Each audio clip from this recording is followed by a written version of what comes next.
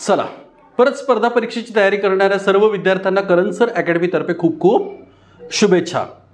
तर पहा विद्यार्थी मित्रांनो, परत एकदा आपल्या स्पर्धा परीक्षेसाठी आवश्यक असलेला एक महत्त्वाचा टॉपिक त्याला म्हणू आपण घातांक आणि प्रमाणित संख्या।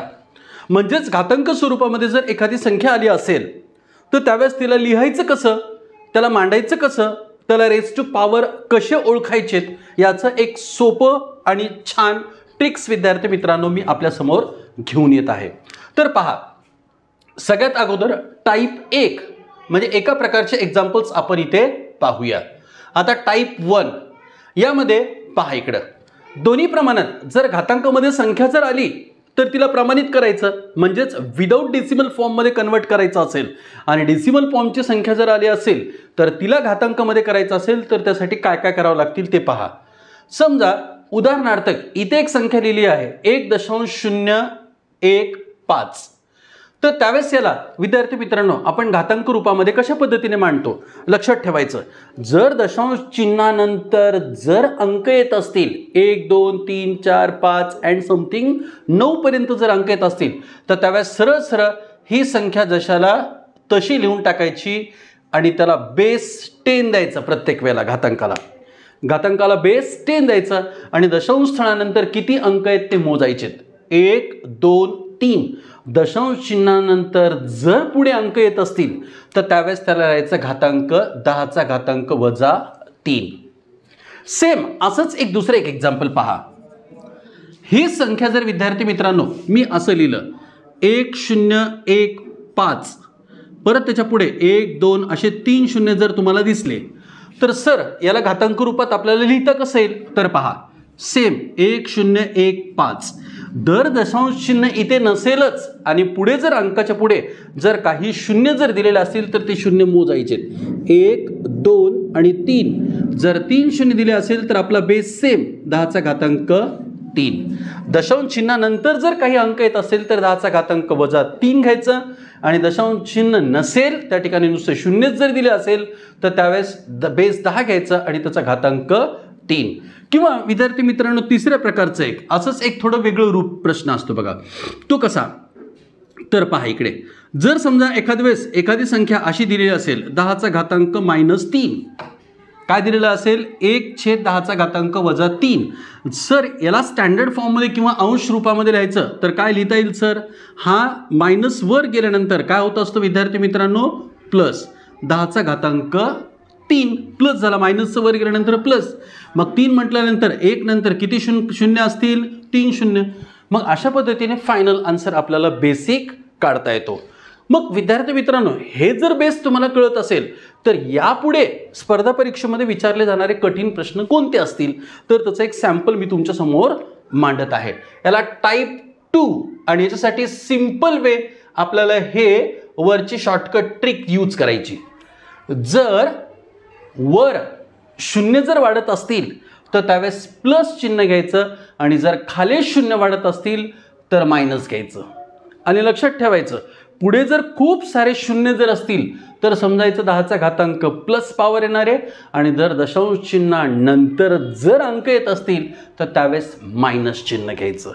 चला पाहूया विद्यार्थी मित्रांनो, आता इथे एक मी संख्या लिहिली 0.64, काय लिहिली इथे 0.64 गुणिले 10चा घातांक x बरोबर, आता इथे पुढे लिहिली 64, कोणती संख्या लिहिली 64, तर x ची किंमत काढा असा स्पर्धा परीक्षेमध्ये बऱ्याच वेळेला आलेला प्रश्न आहे। तर बघा त्याचं उत्तर कसं काढता येतं विद्यार्थी मित्रांनो, खूप कमी वेळेमध्ये आणि शॉर्टकट वेने आपल्याला जर काढायचं असेल तर बेस्ट वे काय सांगितलं परत एकदा लक्षात ठेवायचं, 10चा घातांक 1 जशाला तसा, हे 64 आहे, हे गुणाकाराचे कुठे जातील भागाकारामध्ये 0.64। आता इथे दशांश चिन्ह उडाल्यानंतर दशांश चिन्हानंतर किती अंक आहेत 2, मग खाली जर 2 अंक असतील -2 म्हणतो आपण त्याला 10चा घातांक -2, तर हे कट केल्यानंतर किती अंक वर वाढतील 1 2, म्हणजे कोणते 2 वाढतील 2 शून्य वाढावं लागतील आणि तिथे x ची फायनल आन्सर काढता येतो विद्यार्थी मित्रांनो। किती शून्य वाढवले आपण 1 आणि हे दुसरा शून्य, म्हणून डायरेक्ट आन्सर आपल्याला x = 2 हे फायनली काढता येतो. अगदी कमी वेळेमध्ये म्हणजे पाहिजे आता 30 ते 35 सेकंदामध्ये फायनली आपल्याला आन्सर त्याचं शोधता येतो. आता याच पद्धतीचं एक दुसरं एक्झाम्पल्स मी विद्यार्थी मित्रांनो मी तुमच्या समोर देतो. पहा आता इकडे 0.000008 किंवा इथे या ठिकाणी जर आपण 9 दिला, काय दिला 0.000009 आणि इथे दिले 10चा घातांक x बरोबर. नीट लक्ष देऊन आता ऐकायचं की आता सरांनी काय दिलेलं आहे आणि इथे दिलेलं आहे 0.3चा घातांक 5 किंवा 0.3चा घातांक इथे 2 दिलं. तर याचं उत्तर कशा पद्धतीने काढायचं पहा. हे जशाला तसं सरांनी आता सांगितल्याप्रमाणे ट्रिक 10चा घातांक x हे गुणाकाराचे कुठे जातील भागाकारामध्ये. 0.3चा वर्ग काय असतो 3चा वर्ग नेहमी 9 असतो आणि 0.3 म्हटल्यानंतर दशांश चिन्हानंतर किती अंक द्यावे लागतील 2. ते पण कुठे द्यावे लागतील मागे. आताच सांगितलं होतं जर रेज टू पॉवर 2 असेल आणि दशांश चिन्ह असेल तर त्यावेळेस 0.3चा वर्ग काय असणार 0.3 गुणिले 0.3 0.09 आणि हे कुठे जातील विद्यार्थी मित्रांनो त्याच्या खालच्या बाजूला 0.000009.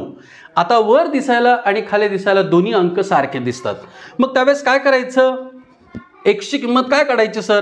आता तुम्ही सांगितल्याप्रमाणे मग आपल्याला खूप कमी वेळेमध्ये एक्सची किंमत काढता येते. वर दशांश चिन्हानंतर किती अंक आहेत 2. खाली दशांश चिन्हानंतर किती अंक आहेत 1 2 3 4 5. मग वर जास्त आहे का खाली जास्त आहे करेक्ट खाली जास्त आहे.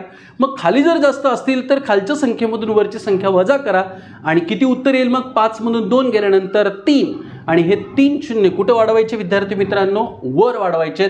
म्हणजेच या ठिकाणी एक्सचा उत्तर येईल किती शून्य वाढवावे लागतील 1 2 3 1 2 3 म्हणजे x = 3. असं कमी वेळेमध्ये विद्यार्थी मित्रांनो आपल्याला आन्सर काढता येतो. पहा परत एकदा लक्ष द्यावे 0.00009 गुणिले 10चा घातांक जर x असेल तर त्यावेळेस ह्याचा सिम्प्लिफाय मी वर्ग केला आणि वर्ग केल्यानंतर दशांश चिन्हानंतर 2 अंक घेतले परत 0.09.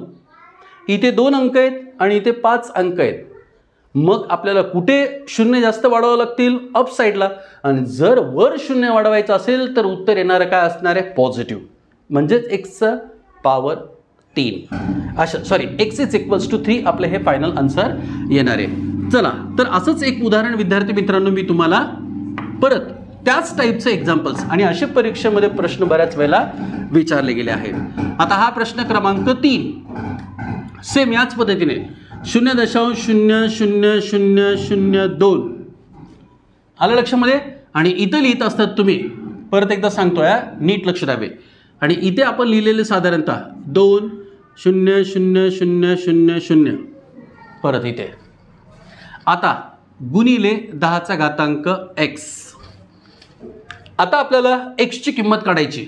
सेम उजवीकडे 10चा घातांक x जशाला तसा ही संख्या गुणाकारामध्ये आहे कुठे जाईल ती त्याच्या भागाकारामध्ये म्हणजेच 0.0002 भागिले 2 1 2 3 4 5. आता लक्ष द्यावे विद्यार्थी मित्रांनो. आता x ची किंमत काढायची. आता इथं दशांश चिन्हानंतर किती अंक आहेत 1 2 3 4. दशांश चिन्हानंतर किती अंक आहेत 4 म्हणजेच ते 4 अंक कुठे वाढवावे लागतील खाली. मग खाली जर 4 वाढवायचे असतील 1 2 3 4 खाली जर 4 अंक वाढवायचे असतील तर त्यावेळेला आता सगळे अंक मोजायचे आणि x ची किंमत किती असेल ते मला सांगायचं. किती असेल फायनल आन्सर आता किंवा या पद्धतीने सुद्धा काढता येतो. पहा विद्यार्थी मित्रांनो ह्याला 0.0002 भागिले हे 2 लाख. मग त्यावेळेस आपण ह्याला डायरेक्टली असं लिहितो 2 गुणिले 10चा घातांक वजा 4 आणि ह्याला लिहितो 2 गुणिले 10चा घातांक 5. मग 2 2 कॅन्सल आणि हे 5 जर वर गेले तर -5 होतील. मग -5 आणि -4 किती झाले विद्यार्थी मित्रांनो? -9. करेक्ट. मग या ठिकाणी सेम असंच आन्सर 1 2 3 4 5 6 7 8 9 डाऊन साईडला आले म्हणजे x चा घातांक काय असणार आहे? -9. जर खाली शून्य वाढत असतील तर विद्यार्थी मित्रांनो निगेटिव्ह घ्यायचं आणि जर वर वाढत असतील तर त्यावेळेस काय घ्यायचं विद्यार्थी मित्रांनो? पॉझिटिव्ह. तर असंच एक एक्झाम्पल्स मी परत एकदा तुमच्या समोर मांडतो विद्यार्थी मित्रांनो. पहा, दोन्ही तिने सिंपल वेने आपल्याला ह्याचं उत्तर काढता येतो. आता पहावे पुढचं एक एक्झाम्पल 4 नंबरचं. 5 गुणिले 10चा घातांक. आता इथं गुणे करायच्या ऐवजी आपण भागाकार जर दिलं, गुणाकाराच्या ऐवजी जर आपण भागाकाराचं चिन्ह जर दिलं तर त्यावेळेस आपल्याला आता काय अंक काढता येईल पहा. बरोबर 0.005 10चा घातांक x. तर त्यावेळेस आता x ची किंमत किती असेल? पहा विद्यार्थी मित्रांनो, थोडं काळजीपूर्वक पहा. गणित जर समजलं असेल तर निश्चित पुढचे एक्झाम्पल्स आपल्याला खूप कमी वेळेमध्ये शोधता येतात. मग सर इथे भागाकार म्हटल्यानंतर हे 5 हे कुठे जातील बेटा? करेक्ट. आणि इकडे काय होईल? 0.005. तर हेच अंक आपण इकडे जर घेतला तर इकडे काय राहील? 10चा घातांक x, इथे 5, इथे 0.005. आता दशांश स्थळानंतर किती अंक आहे? 1 2 3. पण ते कुठे आहेत सर? डाऊन साईडला म्हणजेच खालच्या बाजूला आहे. मग खालच्या बाजूला जर अंक असतील तर आपण 0 कुठे देतो? वर. म्हणजेच हा डेसिमल जर पॉईंट काढला तर वर किती 0 देतो आपण? 1 2 3. म्हणजेच x बरोबर फक्त 0 मोजायचे 1 2 3. अशा पद्धतीने विद्यार्थी मित्रांनो कमी वेळेमध्ये घातांकाचे थोडे वेगळे पार्टचे उदाहरणं सोडवता येतात. निश्चित व्हिडिओ जर आवडला असेल तर लाईक करा, शेअर करा आणि रेग्युलरच्या बॅचसाठी सुद्धा विद्यार्थ्यांनी याचा फॉलो करत चला. Okay, thank you.